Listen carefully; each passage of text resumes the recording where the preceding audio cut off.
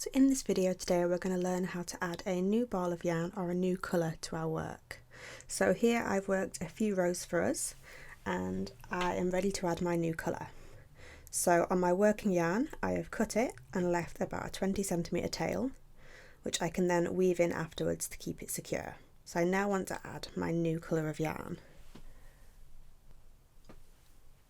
And here is our new colour. So to add it in, we're going to leave again about a 20cm length of yarn just here to sew in afterwards, and we're just going to literally start knitting with the new colour.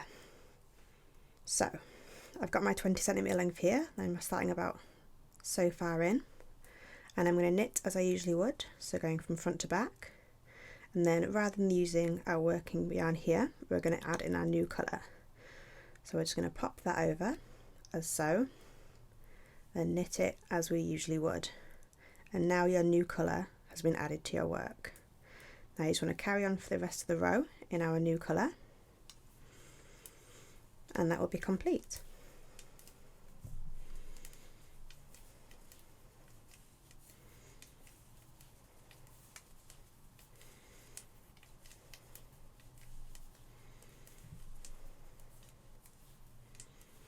So here we have our new colour added to our work, and you've got your two ends here of the old colour and the new one.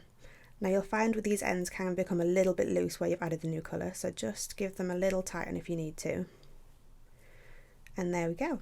So this is a technique that we'll use if we're creating stripes of colour in our work, and also if you're near the end of the ball of colour you're working with, this is how you'll add in your next ball of yarn. With your two ends here, you'll weave them in afterwards when you're ready to, which we have a further video on if you'd like to see that.